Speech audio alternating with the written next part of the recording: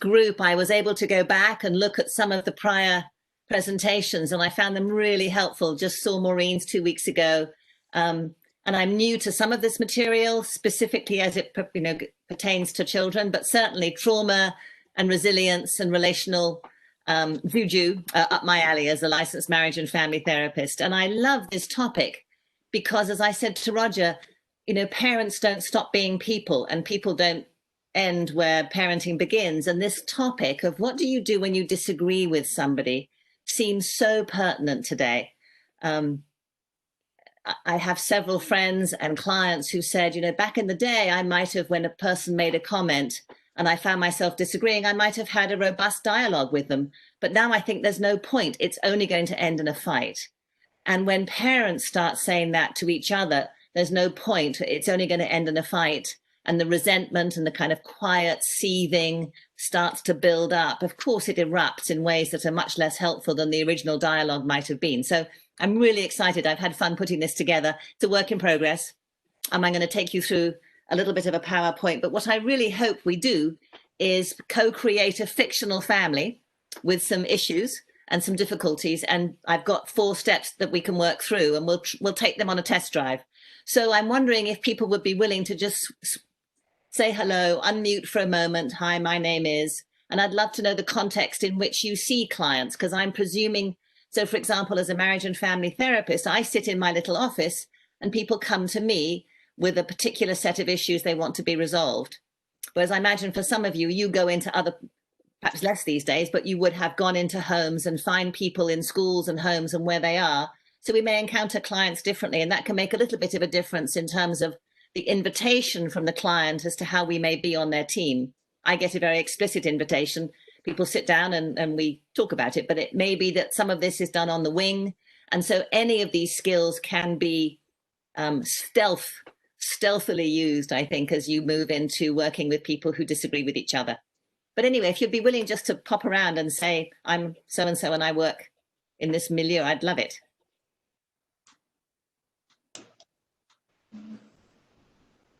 I could call on you. Well, I'll pop. Thank you. I'm Utting. I'm the owner of Butterfly Trainings that Transform, a strengthening families training and consulting firm. And I don't see clients. I mainly create trainings and train trainers to help families get along better. And that's why I had to come to this today. Sweet. Thanks, Maureen. Maureen, do you want to just name somebody? I think that has worked best, just pick a person. Okay, I have to read get my bifocals up to the screen, so I will pick on Charlotte. Okay, I'm Charlotte Waters. I work for Child Support Enforcement, and mainly it's the parents that we come in contact with, and a lot of it sometimes deals with custody issues, which we can't, help them with because that has to go through our court. Yeah. So we have people getting mad at us because they have to pay child support, and it, I know it affects children real bad because I've seen, families arguing in public over, getting mad at each other over things that should be private. Yeah. But formerly I worked in CPS, so I dealt a lot with that too. Thank you. Yeah, wow. Taryn? Hi, I'm Taryn Yates. I'm the grant manager with the Idaho Children's Trust Fund. And like Roger, I don't really work directly with clients. I serve the field of professionals that works with families directly. So I'm one step removed. But I do offer training and technical assistance. So it's good for me to know what's out there. And I'm also in a family. I'm a mom of a 3- and 5-year-old with a husband. So this could be personally interesting as well. I hope so. I hope so. Sorry, I forgot to call in someone. Paula. Hi, I'm Paula Perry. I'm an elementary school counselor.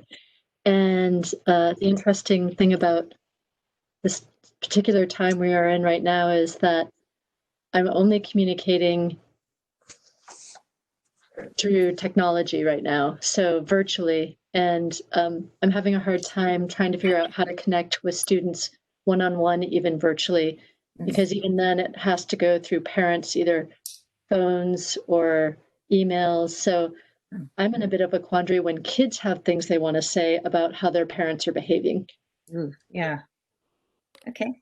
I'll try and answer some of the, or address some of these. Anyone else? Katie? So Katie said that she does not have a mic today, but she says, I manage the Get Healthy Idaho initiative within the Division of Public Health. I do not work directly with families, but I'm here to learn and listen. I am also a mother of a 7- and 5-year-old, and this topic is personally interesting to me as well. Lovely. Hi, Katie. Thank you. And Katie can't name anybody. Sydney also said she was mic-less. So Sydney says, mic-less today as well. I'm Sydney Schildknecht. I'm an AmeriCorps Vista leader at United Way, North Idaho. I always enjoy learning about parenting and better communication. I aspire to go to school for social work. Just here to learn. Nice. And Rosalie, I guess, is also, she says, hi there. A lot of noise here at the moment, so can't hop on video either at the moment. Not a counselor, but I'm a mother of 2 young kiddos and work with new mothers, so I'm interested in learning on all fronts. So it sounds like a lot of folks, I think that's everybody. It sounds like a lot of folks are interested for personal reasons as well as how they can use it to. Well, that's fantastic, actually. It's always the best if you're taking home what you're doing at work and vice versa. I'm going to try and share my little PowerPointy thing. Not that I'm very PowerPoint fluent, but it'll keep me on track. Why is it doing that? Okay, do that. So I've got my little window. So this is when parents disagree. Now I have to give a caveat. So it was you, Charlotte, who said sometimes you work with parents who are long beyond needing to get closer because they disagree. They are growing further apart by the nanosecond because of their disagreements. So I do want to make a caveat that this is much less useful when it really there's no interest in the 2 people who are fighting with each other to come together and all of their problems are now being managed in the court. This is a different process. There may be things that you can pick up from this, Charlotte, that for the couples who aren't quite so cross with each other, but it really is about, because in my business, I'm working as a family therapist. I'm always interested in trying to find touch points for when we can help a couple come closer and find ways of understanding one another. So it comes from that. And I think we're all united in this image here where we have either as children experienced when our parents fight, how alarming it can be, or heard like Paula from her school children, that how scary it can be, or witnessed it. And so we're all united around, we know that this is painful and is there another way? So I'm hoping that as we breeze through this, these 5 outcomes will be discernible.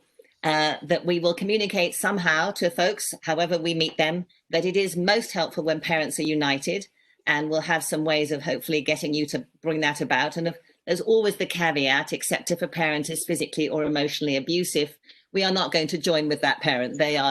It's a separate issue and we'll get help for that. I'm hoping that you'll have a few takeaways on how to listen and seek to understand one another. I'm hoping that you'll also have permission to find language for and talk about what you're afraid of or dislike or don't agree with in either your partner or the couples together. It's okay to say and to identify what it is about one another's arguments that are alarming, but we'll find ways of doing that. It's not all sort of a whitewash, put on the smiley face. But when we can go deeper and see what is it behind the fear, and we can maybe come to some consensus about what we want, learning how to brainstorm fresh new ways to parent kids is an incredibly exciting and connective thing. And then a little bit on 5 I may or may not really need to get to, which is how do you do as you move along to keep checking in to see if things are still working. So that's where I'm hoping you'll have some takeaways. So I'm just going to quickly show you the 4 skills, and I'm going to tell you a story about a family. And it may be nothing like the families you work with, but just to get us thinking. So there are 4 essential skills we're going to talk about today that can move a couple from feeling really distant and angry with each other to feeling that they can have a green button do-over with curiosity, self-awareness, and a win-win attitude. So curiosity, my favorite. We're going to talk a lot about that. Self-awareness, my business really as a therapist is helping people discover what's going on inside of them. More often than not, show up as their preferred better self. Number 3, expanding the circle. That particular set of concentric circles are not necessarily apt, but the idea being that sometimes we circle around a very small space of not knowingness, and it's sometimes the only thing we need to do is kind of come up for air and say, oh my goodness, we need more data, we need more help, we need more resources. So there's that expanding the circle. And then the green one, the do-over, is anytime there's been an argument that's left feeling unresolved, it's a wonderful thing to come back to it with a bit more skill. So here's my story, and it is sort of an amalgam of couples and families I've worked with, but I figured I'd put something together to tell you the story of how a couple can come to you or me, or you may be one of the partners of the couple, and feel really despairing at your disagreement. I met a couple about 1.5 years into an ongoing fight about their son. John was the dad, Mary's the mum, according to my story anyway, and John Jr. is the child. And John Jr. was disliking and fighting against his father's insistence that he play soccer. He was a quiet little fellow, quite musical, quite intellectual, and Dad was pushing him to play soccer on the weekends and midweek, and Mum was absolutely not united with Dad and did not want John Jr. to play soccer. The parents were disagreeing twice a week. When the practice came around, the fight would get reprised. John Jr. would be dragged to the soccer field in tears. Mum would be articulately angry at Dad. Dad would stomp around. It was a sort of bit of a mess. And so they came with this story, and what they wanted was they wanted basically me to be Solomon and decide who was right. And they would proceed forth with who was right, which of course is never what I do. And so I started with curiosity. And John Jr. didn't come. I never have the child to start with. I want to hear what the parents have to say. So I said to John, the dad, John, well, tell me all about what it is for you about soccer and your son. You know, for you, did you play soccer? What was that like for you? What did soccer do for you? What do you hope soccer will do for John Jr.? And Mum got to listen as a completely neutral person, talk to John about soccer. And he was a man of few words. I think that's probably why he liked to be physical. And one of the things that came out, and I kind of tried to guess and prompt, something about running around for him as a little boy loosened up other things, helped him find his words, helped him feel he was a capable little being. And it really boosted his self-esteem as a child. And it came out bit by bit that he was worried that their son was suffering from anxiety because he was doing too many things. And he could see the irony as he insisted that this boy do yet one more thing. But intuitively, he thought, I think it's going to be helpful. Something about this running around is going to be good. So that was sort of Dad. We teased that out of Dad over a couple of sessions. And Mum, she was very anti-soccer because she was very much of the opinion he was doing way too many things. He was in an academic setting. He had a couple of instruments he was learning, even though he was 8, 9, 10. He had a sibling and a friend, and he liked his downtime. And she thought soccer was hugely deleterious to his growth and development. But she did confide that she did see that he was an anxious little boy. And so we explored again for her. Her resistance was because she thought it was going to add to his anxiety. And Dad's desire for soccer was because he thought it would decrease the child's anxiety. So we sort of at a bit of a stalemate. So we went, we'd done the self-awareness about what each parent wanted. And then we tried expanding the circle. You know, could we learn more about childhood anxiety and John Jr. in particular? You know, could they have little chats with John Jr. about sometimes does he worry? Does he bite his nails? Oh my, yes, he does. What helps him not bite his nails? And he, little by little, John Jr. avowed that, you know, playing tag was a good thing and running around was a good thing. And so we were able to get to the do-over. I'm speeding through, so I don't want to take up too much time with the story. But we were able to have a do-over probably on session 3, where each parent said, you know, I realize that it's been interesting hearing, you know, my partner's point of view. We do seem to have the same goal. What we want is for John Jr. not to be anxious and to find ways of coping with anxiety. Mum thought it would be by doing less, but she is recognizing that running around seems to help him. Dad realizes that it doesn't have to be soccer. You know, what matters is that the little boy has a few outlets each week to be running around or physical. So they came to John Jr. and they found I think it was the PE teacher at the school, and they had just a brief conversation one day about what sort of things can 8-year-old boys do with a few friends that have them being physically active a few times a week. And the the guy said, well, there is the soccer team, there is martial arts, there's a track team. I think he came up with one more thing. Gymnastics. And so they talked to John Jr. and John Jr. was able to say, well, I've tried, I think he had tried martial arts and didn't like them. And so they hit on the theme of try each of those things once and see if any of them fit. And so he was willing to do that. Mum agreed, dad agreed. They got him to each of the things and he tried soccer. Interestingly, he tried it with an open mind because he'd been fighting it. He knew what soccer was. But he went back with an open mind about just being there to run around. And he declared that was the sport for him. And he went on and ended up really enjoying sport all the way through his university career. And he's now a young man and still playing that soccer game. But it brought the family closer because the mum had never heard about her husband's childhood anxieties and how important soccer had been. And the husband had never really understood how the mum tried vehemently to guard downtime and expansiveness in the lives of their children. So coming on like a fire hose, but that was a little story that I thought you might find a little bit helpful. So moving in, this is the piece where each of us can say it really is the person of the professional that needs attention before we do anything, right? We can't come crashing into someone else's world unless we know sort of what our views and our biases might be. So I just wanted to share in mine is, as I've grown, I've come to believe that relationships are growing pains. Something's not working anymore and it needs revisiting. And so the attitude of, let me go into this setting, presuming everyone's trying to solve the problem as they see it. For the most part, and again, there's exceptions, but for the most part, people are good eggs and they're trying hard to do the right thing. It may be a rather uninformed effort. It may be based upon only their own experience, but they are trying. And so learning the skills of self-awareness to go deeper into, why am I riding this horse? Why do I care about this? What am I so fearful about? What would happen if it didn't? That's a really helpful thing. Expanding the circle. Let's get other people's opinions and let's come back and try for a win-win. It's helpful in pretty much every context. So again, I'm going to be a teeny bit open if you want to be, but I wondered if anyone wanted just to popcorn out. In fact, I was inspired by you, Maureen, on your talk. I think somewhere toward the end, you said something along the lines of, sometimes if I feel it's going to be a conflict, I go quiet. I don't necessarily pursue that. And I may be misquoting you, so I'm putting you on the spot here. But I'd love a couple of folks to popcorn kind of your current view or attitude toward conflict or disagreement.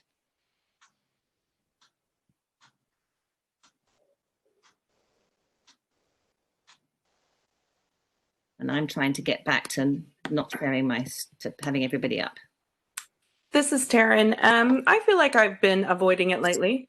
I was just on the phone with my mom, and she was talking about fighting with my brother about politics, and I was like, "You shouldn't even go into it. Don't even bring it up. Why are you even talking about it?" and I was as she started to talk about things, I could tell she wanted me to weigh in.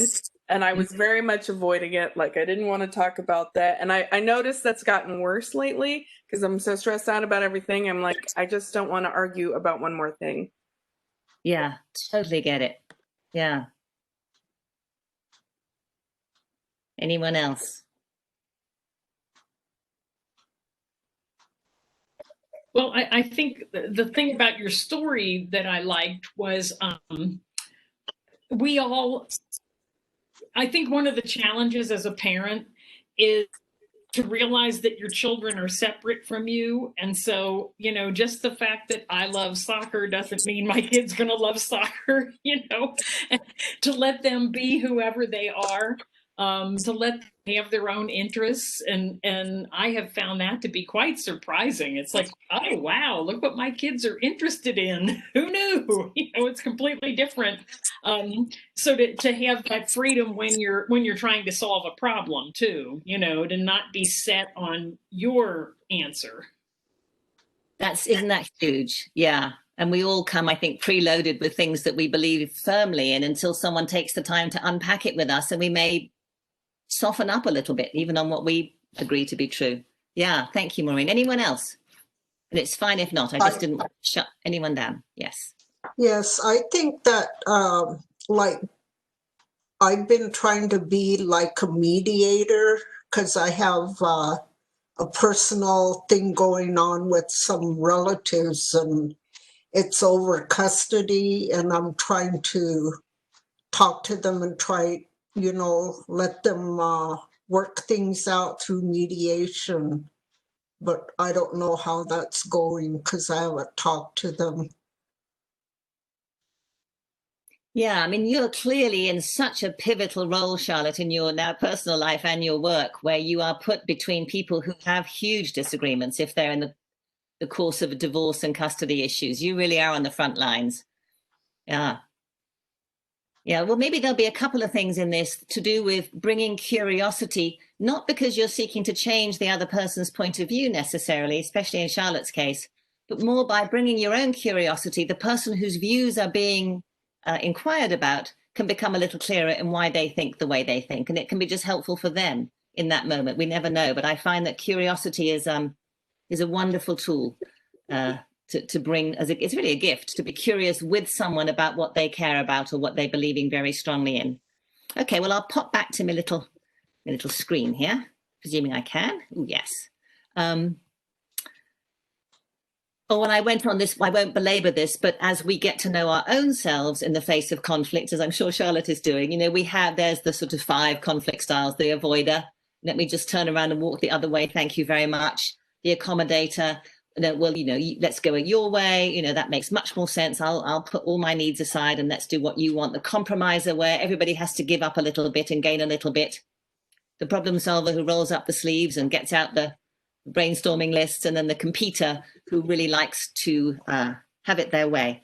And truthfully, or to take charge, truthfully, we need all of those. We need to be flexible. You can't be in a wilderness backpacking trip with a group of teenagers, as I've done, and have an accident go down and start compromising and accommodating. At that point, you're the leader and you say, here's what we're going to do. This is the protocol. You do this, you do that. So sometimes we need each of these 5 ways, but they are style to think about as you approach difficult situations and find yourself needing to call upon aspects of you that you might not normally call upon. But that's sort of just a very quick thing. This is what, from these situations, I'm hoping we're going to create a fictional family. These are some of the stressful situations parents may feel quite differently about. You can all read them there. Behavioral stuff, shyness, sneakiness, lies, tantrums, demands, reactiveness, perfectionism, unwillingness to participate. So I wanted to show that list to you. And then bear in mind that we're hoping in this little talk together to keep our eyes on the prize and hope to get parents into that red zone where kids misbehave. The wise parent can respond in ways that guide the development of each person, including, in my talk here, the parents. And so how parents parent and their own stories and fears matter, and we'll absolutely get to that.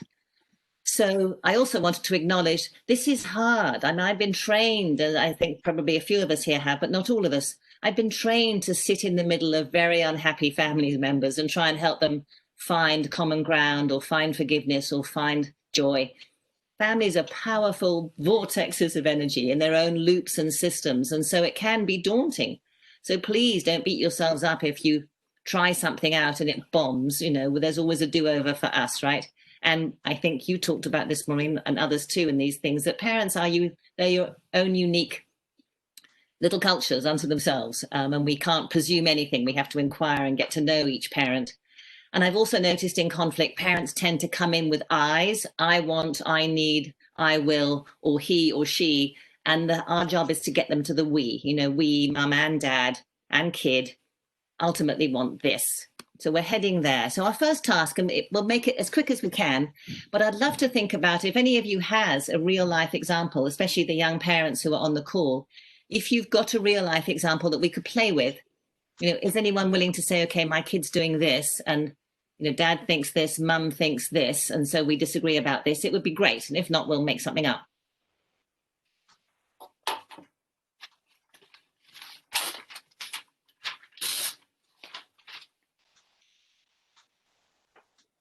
Or has anyone got stories from past experience? And a typical thing would be, I'm thinking about my neighbors who are having now to do homeschooling. I think a typical thing is parents' attitudes towards concentration on the home front when there's homeschooling going on. I've got my neighbors are 8 and 10, the children are 8 and 10. And the father showed me an hilarious picture the other day, which was an armchair with nobody in it and a computer on the floor. And he said, "This is homeschooling in my house." The kid had just left. She just left the room. And he finds that very amusing, as some of us are chortling. So kids worrying behavior, if someone has one of their own, do speak up. Otherwise, I'll create this one from my neighbor. Well, I think that would be I think something to do with homeschooling would really be good to do right now. I just had a message from a relative in California who was saying that she was having difficulty doing her work at home because she could hear the neighbors spanking or beating their kid who evidently wasn't doing their homework well, or whatever, really sad story, but that's the worrying behavior that your kid's gonna, I'm worried that my child is gonna find because they just don't want to sit there at this computer and do these Zoom calls all day. That sounds brilliant. Let's go with that, because I'm sure we can all kind of adapt for what's near. Hopefully not the child being spanked within earshot. That sounds horrible. But let's have the child's worrying behavior, a complete apparent inability to sit and concentrate for more than about 3 minutes, and a sort of a complete dislike of sitting in front of That's what I heard from Taryn. Hey, for those of you who are only able to chat, I can I can read them if you're if you have something to say. I just want to make sure that you guys are not left out just because you can't, because you can type. Let me know if something's coming up, Roger, because I can. I will. I will do that. I want you to stay focused on your stuff, and if there's something that comes in, I'll throw it in at appropriate time. Okay, so we're just going to quickly ink in our family, and we're going to use each of these 4 tasks or the skills, right? The curiosity and the know yourself and the expand the circle and the do-overs with our family. So Mr. and Mrs. Bloggs have a child who's 8, and the worrying behavior is that this kid will not sit down with their little computer and do what the teacher is saying at the end of their little webinar. And it's already about 1 week in and everyone's completely insane. Parent number 1, let's have parent number 1 be dad. Dad laughs like Roger. It's absolutely lovely. Dad thinks this is the funniest damn thing. And of course, children don't sit and tolerate being bored in front of a computer beyond 2 seconds. And of course, they're better off outside chasing the neighborhood cats or whatever. Parent number 1, absolutely no interest in policing this child. Also working at home downstairs and trying to get his stuff done.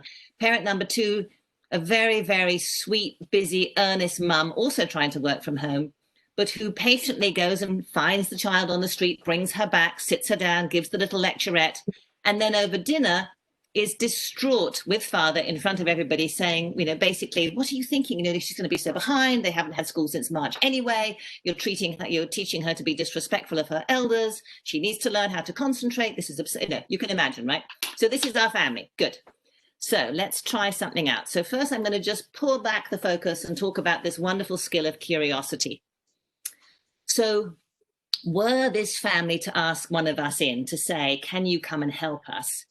We would have a chance to sit down with mum and dad and child and have wonderful open-ended, very non-energized, non-worrying, non-traumatizing. Tell me more about this. What's this like for you? Whether it's dad. So you're chortling away when you see the empty chair and the computer screen. What does that tell you? Were you made to do things that you found boring as a kid? What is the issue? Is it that she's not minding, or is it that she doesn't seem to have a desire to, just allow these wonderful open-ended questions to begin to flush out. How long has this been an issue? Have you tried anything that's worked? What seems accurate about your partner's view? If dad can hear mum saying, I just worry that she'll never learn anything in grade, whatever she's in at 8 or 9, 2 or 3, mum, so the parents can begin to hear each other's concerns in a hopefully non-judgmental place, and identify a little bit more about their concerns that are underneath that, especially that last one. If things don't change, if this little one never sits to her chair and studies for the next 6 months or however long they're doing it virtually, what are you concerned about?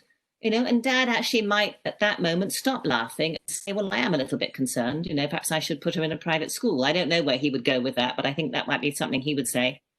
So I've got to earn more money, so I've got to work harder, so I need to pay less attention to her and more work in the office because I'm now going to be paying for, I don't know, I'm making this stuff up. I haven't asked him. But is that making sense, that just by allowing these asking around curious questions, presuming that both mum and dad are trying to achieve a solution as they see fit? Dad's trying not to stress the kid by bringing humor. Mum is trying to encourage the kid by bringing earnestness, bottom line, really, I suppose. So do interrupt. So would anyone like to play with asking an open-ended question? It could be typed in and Roger could read it. So if anyone wants to take an idea of, you can talk to dad or mum or the kid, what question would you find to be helpful for you personally about this situation with our neighbor?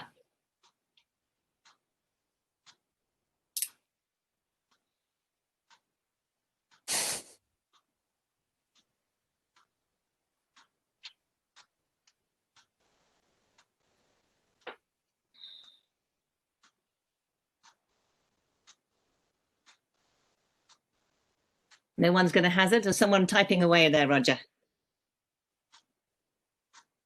Sorry, there's a comment, but it's a little bit more of another scenario, which I think is interesting too. I'll go ahead and read it. But Katie Lemansky says, children who are so ingrained in old routines, they cannot be flexible or adapt to new ones. Example, a 7-year-old who cannot go to sleep without warm milk, a snuggle, and dad to lay with him until he's asleep. This routine can take over an hour. Mom keeps saying it's time to cut the cord, and dad just shrugs and gives in. Sorry, it says it's time to cut the cord, and dad just shrugs and gives in because it's easier than dealing with the roaring tantrum sure to follow. And then she says, sharing for a friend with a winky face after. Well, I'm happy to pivot, because that sounds like a wonderfully complicated and one I imagine many of us have great sympathy for. So shall we just pivot to that one and bring our curiosity to there? So we've got a dad who is supporting still this hour-long routine at night of hot milk and snuggles with the little one. And mum is thinking that it's time to cut the cord and allow the child to go to bed on their own, so that the mum and dad perhaps have a little time together. I'll lead off. I'll do an open-ended, a curious question of each of them, and then we have to imagine the response. I'm going to ask dad. Roger, will you play dad? Will you role play dad? Sure. So your dad who likes to snuggle, and I'm saying my open-ended question might be, tell me what's so special for you about this nighttime routine. Well, it is a little opportunity to spend some time with my, are we talking about daughter? You said a little one, I think, with my daughter, and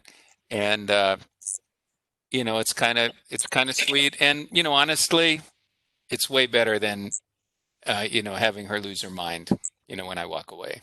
Mm-hmm. Yeah, that makes a lot of sense. Thank you. And then I would have lots of other follow-up questions, but I'm going to do one to mum now, and I don't mind who responds as mum. Winky wink. And mum, I might say, what's your concern about this routine continuing? Clearly, it's been going a little while. What's your concern about it continuing into the future?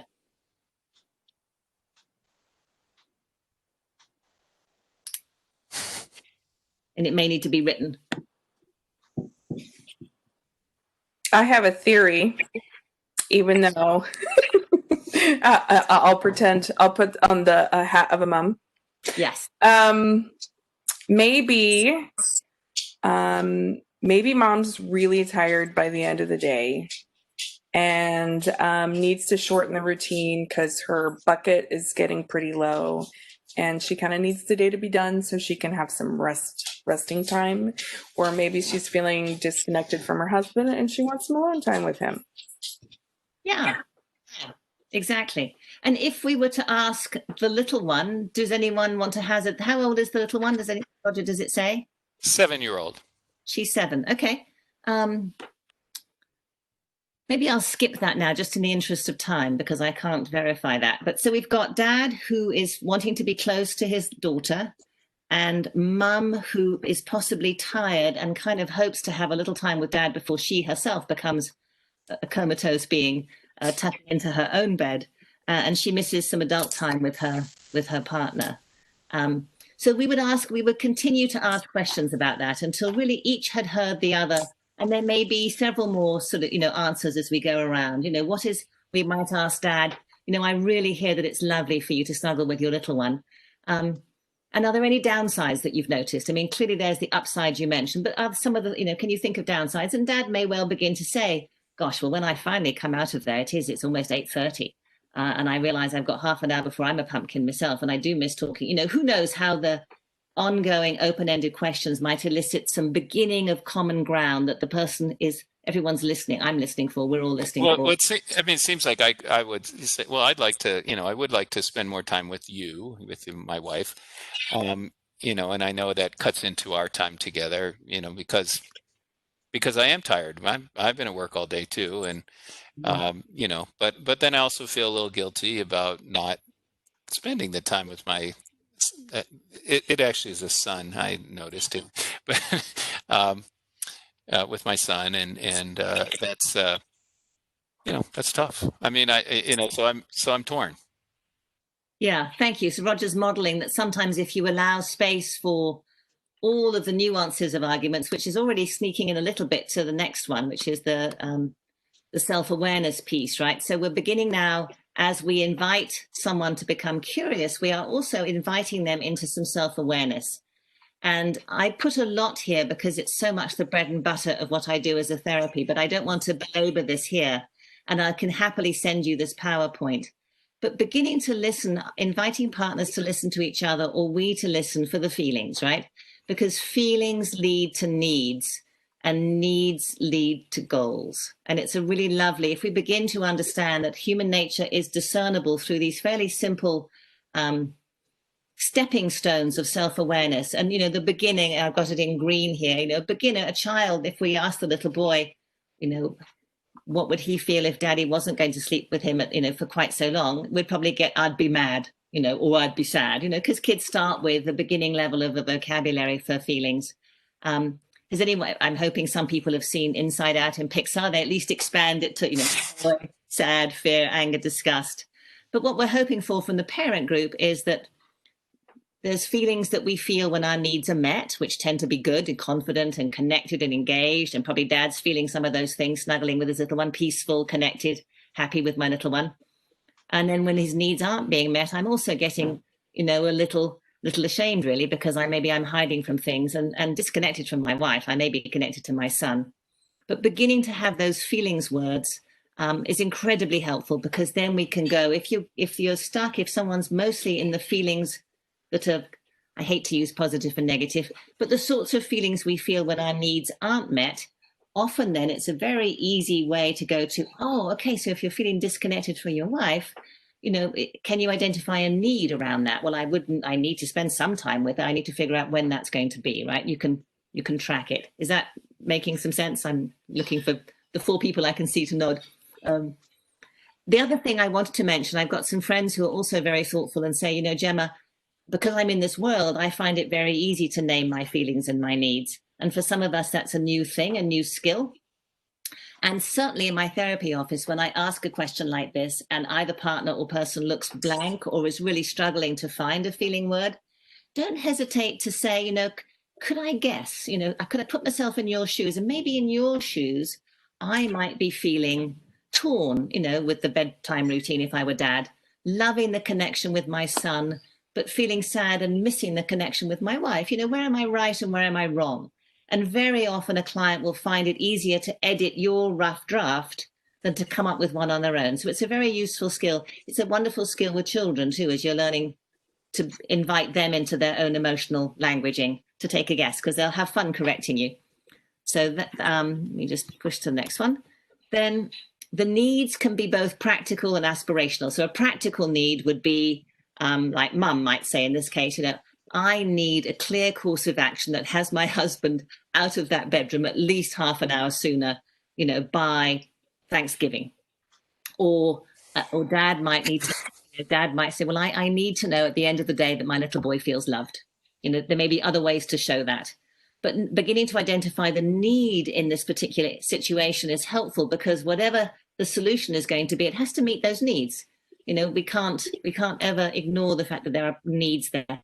And then we can come to goals, which is how do we meet that need? Bottom line, the goal is that that little boy feels loved and the parents have some time together. We're sort of beginning to identify perhaps that's common ground.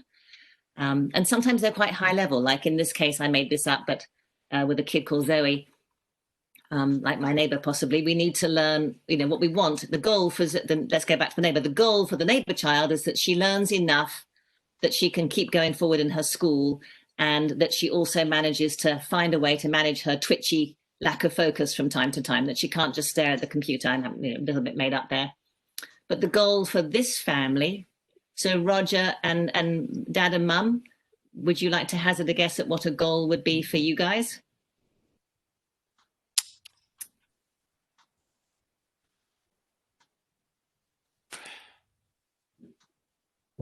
So to find the balance between, my relationship with my wife and my relationship with my child, and to help my child figure out how to self-regulate to sleep on his own. Yeah, nice. And what would be a goal for Mum? Sort of waiting for Katie to chime in, because I think she might have some insight. If I was answering this for myself, it would be rest. Rest, okay. Katie does say, I agree with Roger. It's balance while finding ways for children to develop resilience and not have tantrums nightly. Okay, so Mum, it's balance, love of child, love of partner, and then also some upskilling for the child at this age now, 7, 8, where they can self-regulate and not resort to outbursts and tantrums as the only response to not getting a need met. Okay, so a little bit of maturing and things. Good, that's fantastic. I have to gallop along here, got a quarter of an hour. We've sort of done that, I won't go back to that. So I'm coming to the point where I'm thinking this is an interesting situation for this family, because they've got a lot going on. There are developmental needs that we are becoming aware of for a 7, 8-year-old that Mum's beginning to speak to. Should we really, husband and I, should we talk to some parenting experts, whether they're, grannies or aunts or pediatricians or nurse practitioners or people on this call, developmentally, what should we be able to expect from someone 7, 8-ish? What are the sleep hygiene suggestions out there for kids of this age who've had this little routine? Could we turn to some experts to inform us? Because absolutely, we want that balance of love of partner and love of child. And we also do want to find ways to choose this moment of shift and growth to upskill our little one. So that would be this whole piece in the problem solving rubric, if you will, is it's so helpful to expand the circle, to call upon wiser voices than our own, to look at what research is out there, if it has any possible tendrils into research, which when you have any issue to do with child development, marital relationships, managing tempers, I think it's my next page. Yeah, these are some of the sorts of things I could imagine in families that calling upon some form of third party would be great. Resources I've got on developmental journey. There's some wonderful things in the library, YouTube, the strong family classes that Maureen does, talking to friends, I didn't have here, but grandparents, typical 7-year-olds, that kind of thing. But maybe let's just add in, let's say this little boy was maybe somewhere on a spectrum and had particular fears. That would need someone with perhaps an expertise and interesting ways to handle those issues. Maybe there is a healthcare issue that this little one has some sleep issues and needs a certain thing. As you can say, sometimes when we are in a disagreement, it really is because we don't know and we're coming from past or fear or what we knew then and are hoping it's still pertinent now. And being willing to say, maybe I need more data, can be a very neutralizing, common ground initiating sort of thing. So in this case, it might be helpful to talk to grandpa and grandma and friends about 7 and 8-year-olds, and also talking to the parents of his friends about how do his 7 and 8-year-old friends manage disappointment and not getting their needs met? And does any other family tolerate a tantrum? Or how have they managed to redirect tantrums into more positive behavior? Gather data. And all of that then makes for a much more robust conversation when you come to the do-over part. Let's see, hang on. My little thing's not going. I don't want to belabor too much because I want to make sure I have chances at the end. So the fourth skill is, as you probably can imagine, and it can take from, an hour to days, weeks and months sometimes, is whenever there's a repeat argument or a big argument that remains unsolved, is to circle back and say, we've taken some time, to share with each other what matters to us around Junior and bedtime. And we both realize we kind of miss each other. We both want to reassure Junior that he's loved. But we both kind of realize now that it would be good if he could manage himself a little bit better. And we've talked to all sorts of folks who've encouraged us to push forward that 7/8's a good time to manage your own bedtime routine, and that absolutely rechanneling tantrums. He probably feels embarrassed when he has a tantrum, when he would rather be a more capable little fellow. Let's brainstorm together. What shall we do? And now you get into the practical. Shall we try? And there's no right answer there, but probably at this point, Dad and Mum would come much more quickly to, well, shall we try just shortening? They'll brainstorm, good old brainstorming practices, right? Let's write everything down. Let's just try shortening it to 45. Let's start looking at children's storybooks that talk about temper tantrums and how to be the boss of your tantrum. Let's start talking to who knows where. But they come together, and now you've got that magical we. Mum and Dad are on the same team together against the problem of this change that their family is needing to integrate. And I could go through brainstorming. I figured all of us have got sort of all sorts of favorite methods for that. But brainstorming works when two people are of the same mind and have an attitude of, we're both in this together and we want the same thing, which is time together and a more resilient 7-year-old. And you'll find that the brainstorming goes respectfully and fairly quickly. But I'm very happy to take questions on that bit, because that might feel a bit rushed before I get to that. I wanted to leave a lot of time at the end to talk about exceptions and examples. So I'll be quiet for a second. Please lob over questions.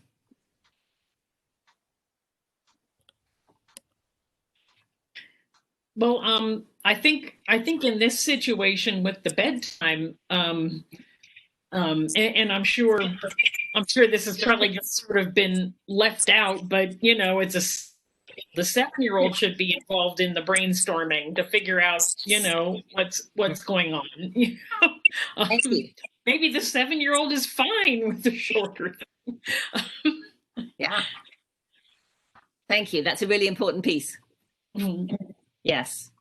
And I mean, I also found I had this exact same situation with both of my daughters. We did lots and lots of bedtime routine stuff. And by the time they were about 3, I was pretty tired of it. I felt like, and it was like one of those things of you're trying to sneak out of the room and then they'd wake up and you go back and all this stuff. And I finally said to them, it's up to you when I leave. You tell me when it's time to leave. I'm not going to stay here all night. I told them, but, and oh my gosh, it went from 45 minutes down to 3 once they were in charge, so you got to let those kids be in on the problem solving. That's a great story. Yeah.